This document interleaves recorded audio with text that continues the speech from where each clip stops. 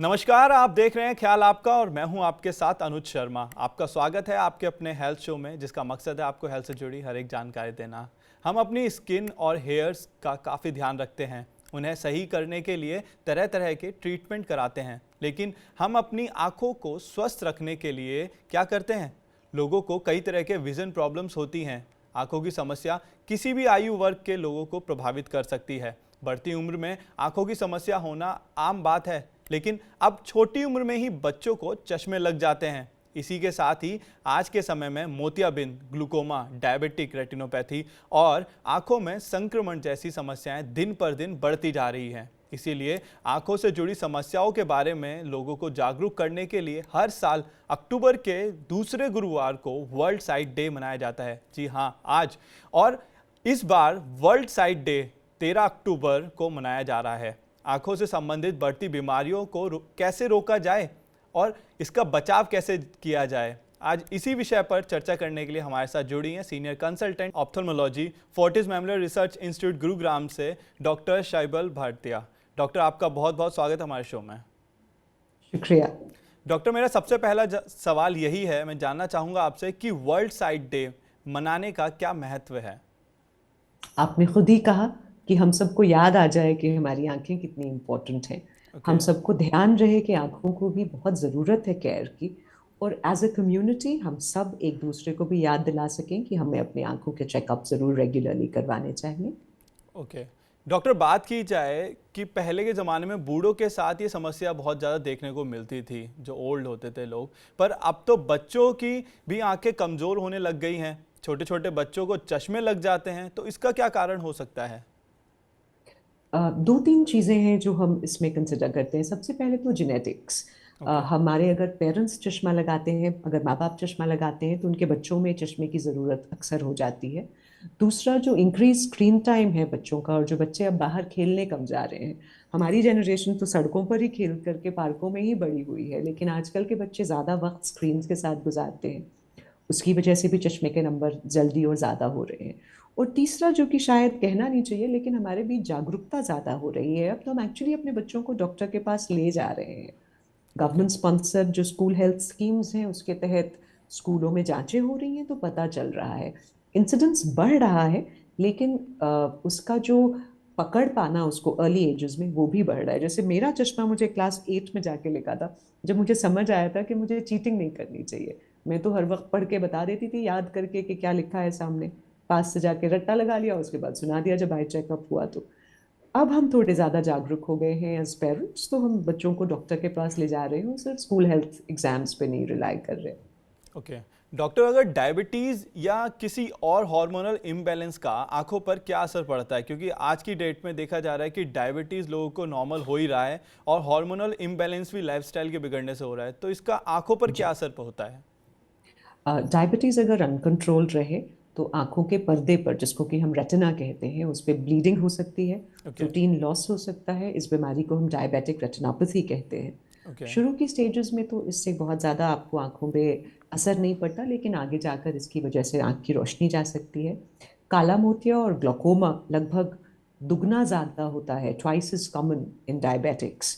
High blood pressure भी आपको predispose करता है रेटिना में चेंजेस में। और जो मेनोपॉज रिलेटेड चेंजेस हैं, उससे कई बार आंखों में ड्राइनेस और आंखों में जो टियर सिक्रीटिंग ग्लैंड्स हैं, उनमें भी प्रॉब्लम्स आते हैं। कोई भी डायबिटिक अगर उसकी शुगर कंट्रोल्ड नहीं है, तो उसमें इन्फेक्शंस के चांसेस ज़्यादा होते हैं, जैसे कंजंक्टिवाइटिस, जिनको हम आंखों के संक्रमण कहते हैं। वो ज़्यादा वक्त तक रहते हैं। स्टाई, जो कि आंखों के पलकों के नीचे पक सा जाता है, छोटा सा दाना बन जाता है, वो भी डायबिटिक्स में ज़्यादा होते हैं। ओके।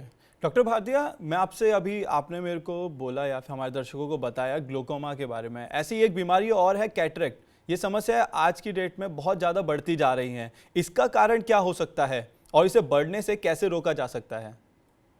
कैटरेक्ट तो अनुज एक नेचुरल प्रोसेस ऑफ एजिंग है। जैसे आपके भी बाल सफ़ेद होंगे, मेरे तो होना शुरू हो गए हैं, जी। वैसे ही हमारे लेंस को सफ़ेद, जब हमारा पारदर्शी लेंस आँख का सफ़ेद हो जाता है, तो उसको हम कैटरेक्ट कहते हैं।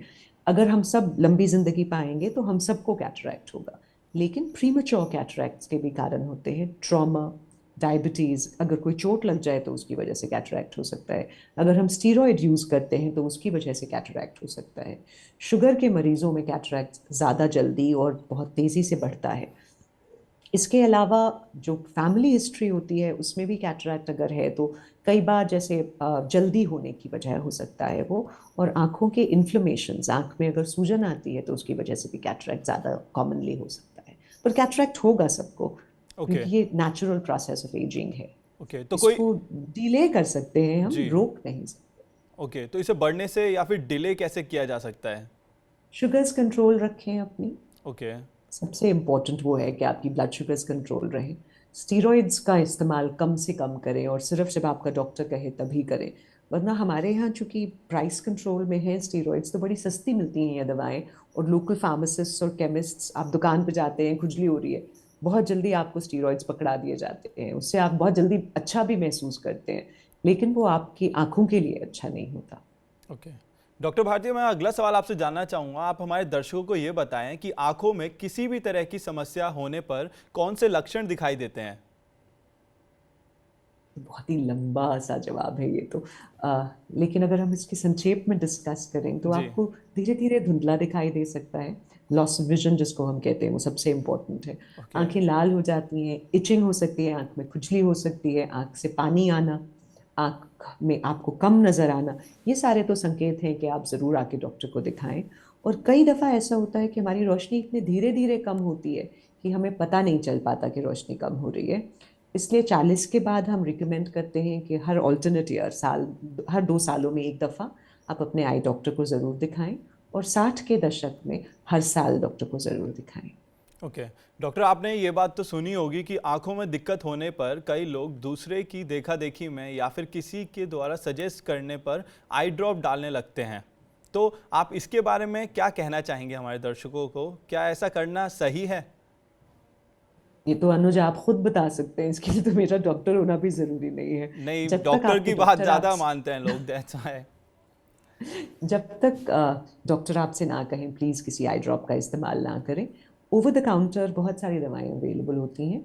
एंटी एलर्जी अवेलेबल होती है जो आप यूज़ कर सकते हैं अगर आपको ब्लड प्रेशर ना हो तो। लुब्रिकेटिंग आई ड्रॉप्स जो कि आंखों में सिर्फ नमी पहुंचाती हैं, जिनको कि हम टीयर सप्लीमेंट या आर्टिफिशियल आंसू कहते हैं, वो आप खुद यूज़ कर सकते हैं। कोशिश करें कि आप अपने जिस भी केमिस्ट से ख़रीद रहे हो ये दवा, उनसे कहें कि वो आपको बगैर प्रिजर्वेटिव वाली दवा दें, तो वो आप यूज़ कर सकते हैं। एंटीबायोटिक्स, स्टीरॉइड्स, ये दवाएं तो कतई अपने आप नहीं इस्तेमाल करनी चाहिए बगैर किसी लाइसेंस्ड मेडिकल प्रैक्टिशनर के सजेशन के। ओके। डॉक्टर, मैंने कहीं पढ़ा था कि चश्मा हटाने के लिए लेसिक सर्जरी और कॉन्ट्यूरा विजन का इस्तेमाल किया जा सकता है और इससे आपको एक अच्छा विजन मिल सकता है। तो मैं आपसे इन तकनीक के बारे में जानना चाहूँगा, आखिरकार इसका प्रोसेस क्या है और ये तकनीक कितनी सक्सेसफुल है? लैसिक की एक सब टाइप है कॉन्टूरा विजन। ओके। लैसिक में हम लेज़र की सहायता से आपकी कॉर्निया, जो आंख का पारदर्शी पोर्शन है काले वाली पुतली के ओके। ऊपर, उसको हम रीमॉडल करते हैं, ताकि आपकी जो आंख के अंदर लाइट जा रही है वो डायरेक्टली आंख के पर्दे या रेटिना पे पहुंचे, ताकि आपको चश्मे की ज़रूरत ना हो। लैसिक काफ़ी हद तक सेफ है, लेकिन सेफ्टी के लिए बहुत ज़रूरी है कि आपकी आंखों का प्रॉपर चेकअप हो और डिसीजन लिया जाए कि आपकी आंखों के लिए सेफ है या नहीं। क्योंकि हम कॉर्निया का एक हिस्सा उसमें हटा देते हैं लेज़र की मदद से, तो वो जब हम हिस्सा हटाते हैं तो आपकी कॉर्निया थोड़ी पतली हो जाती है। तो कितनी कॉर्निया हटेगी और सेफली हट सकती है बगैर आंख को नुकसान पहुंचाए, वो सिर्फ टेस्ट्स के बाद ही पता चल पाता है। तो ब्लैंकेट ये कह देना कि सबके लिए सेफ है, जवाब सही नहीं होगा। लेकिन पूर्णतः सेफ है उन लोगों के लिए जिनको कि डॉक्टर कह रहे हैं कि उनकी आंख लैसिक के लिए सही है। ओके। कॉन्टूरा विजन लैसिक का एक सब टाइप है अनुज। ओके। कॉन्टूरा विजन में ज़्यादा सफाई से काम होता है। लैसिक में 200 पॉइंट चेक होते हैं, कॉन्टूरा विजन में 22,000 पॉइंट चेक होते हैं, इसलिए उसको रिलेटिवली थोड़ा ज़्यादा सेफ और प्रिसाइज माना जाता है। ओके। तो इसके कोई बेनिफिट्स तो इसके बहुत सारे हैं, पर इसका कोई वो भी है, मतलब कोई बुरा पॉइंट या फिर बोल सके कि इससे कोई डैमेज होने का खतरा? अगेन किसी भी सर्जरी के बाद इन्फेक्शन का हमेशा रिस्क होता है। लेकिन उसका हम बहुत ख्याल रखते हैं, इसलिए लासिक में इन्फेक्शंस की इंसिडेंस बहुत कम होती है, लेकिन रिस्क तो बहरहाल रहता है। ओके। लगभग सबको ही कुछ हद तक आंखों में सूखापन, जिसको कि हम ड्राई आई कहते हैं, महसूस होती है 3 से 6 महीनों तक। कुछ पेशेंट्स में ये ज़्यादा दिन भी रह जाती है, लेकिन उस वक्त हम आपको आंखों में टियर सप्लीमेंट्स डालने को देते हैं ताकि आप कंफर्टेबल रह सकें और अपना काम कर सकें। अ, किसी भी सर्जरी में कॉम्प्लिकेशंस तो पॉसिबल हैं, लेकिन आंखों की जितनी भी सर्जरीज हैं उनमें सबसे ज़्यादा सेफ लासिक को ही माना गया है। ओके। -6 तक तो काफ़ी हद तक इसको हम सेफ मानते हैं, उसके बाद फिर हम आंखों को देख करके डिसाइड करते हैं कि वो आपके लिए ठीक है या नहीं। ओके। ओके डॉक्टर, हमारी आंखों के लिए कौन सी एक्सरसाइज फायदेमंद हो सकती है? हम जब आपको कन्वर्जेंस के बारे में बताना चाहूँगी मैं, आप देख रहे हैं मेरी आंखें बिल्कुल सीधी हैं, कोई तिरछापन नहीं है, लेकिन जब मैं पास देखती हूँ तो मेरी आंखें लगने लगता है जैसे तिरछी हो गई और एक साथ आ गई। इन मसल्स को स्टिमुलेट करने के लिए, क्योंकि जैसे जैसे वक्त गुजरता जाता है और इंक्रीजिंग नियर वर्क और स्क्रीन टाइम की वजह से हमारी ये वाली मसल कमज़ोर हो जाती है, इसके लिए हम पेंसिल पुशअप्स एडवाइस करते हैं।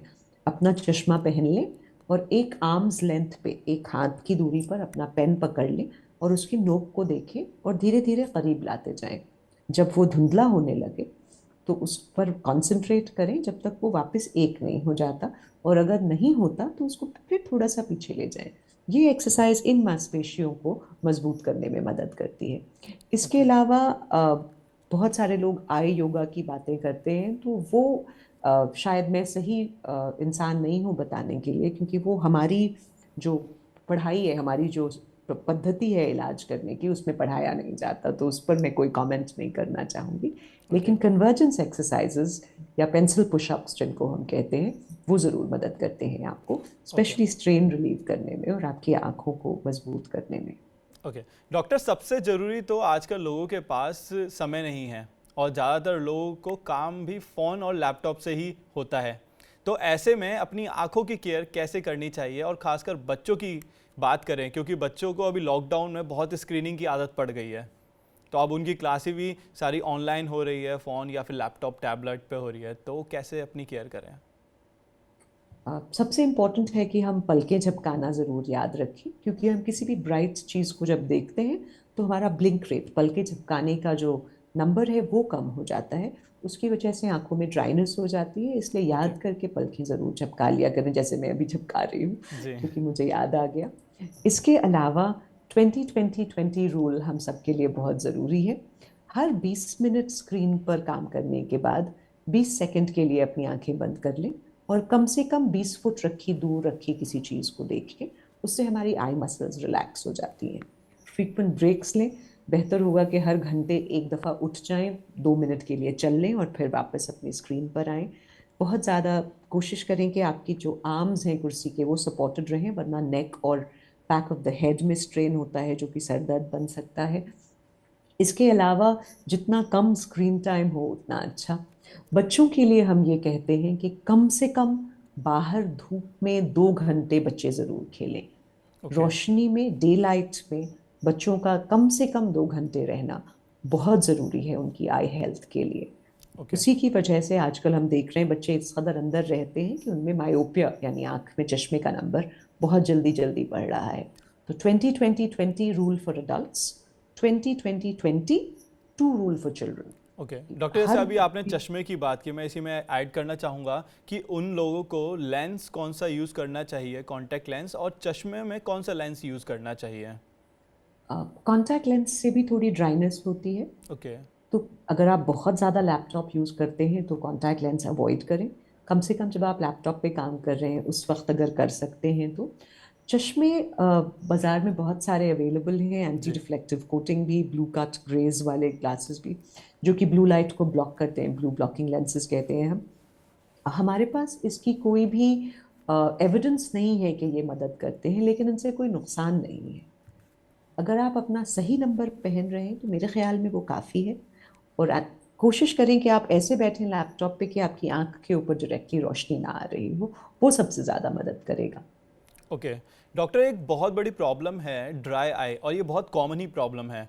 तो इसकी केयर कैसे करनी चाहिए, और वर्ल्ड साइट डे पर आप हमारे दर्शकों को आज क्या सलाह देना चाहेंगे? ड्राई आइज़ के लिए बहुत ज़रूरी है कि आप कंप्यूटर विजुअल हाइजीन जो हमने अभी डिस्कस किया 20-20 रूल और आँखों को झपकाना ये ज़रूर करें, खूब सारा पानी ज़रूर पिएँ। ओमेगा 3 आपकी आँखों की हेल्थ को प्रोटेक्ट करता है। ओमेगा 3 फैटी फिश मछली में अवेलेबल होता है, अखरोट में अवेलेबल होता है और फ्लैक्सीड अलसी या तीसी कहते हैं जिसे हमें, उसमें अवेलेबल होता है। वो ज़रूर अपने खाने में इंक्लूड करें, वो आपकी आई हेल्थ को प्रमोट करेगा।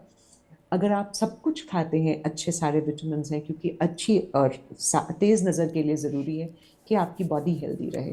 तो हर वो चीज़ जो आपको हेल्दी रखती है, वो आपकी आँखों को भी हेल्दी रखेगी। डाइट और एक्सरसाइज़ का ख़्याल रखें। साल में 1 दफ़ा अपने डॉक्टर को ज़रूर दिखाएँ। अगर आप 60 से ज़्यादा उम्र है आपकी तो, अगर 40 से ज़्यादा उम्र है तो ऑल्टरनेट ईयर पे ज़रूर दिखाएँ। बच्चों को स्कूल जाना जब शुरू करते हैं हम, तो उस वक़्त ज़रूर एक आई चेक फ़ॉर्मली डॉक्टर के साथ, चाहे उनको कोई प्रॉब्लम ना हो तब भी करें। अगर कोई प्रॉब्लम महसूस होती है तो अपने आप दवाएँ ना इस्तेमाल करें और डॉक्टर को ज़रूर कॉन्टैक्ट करें। ओके।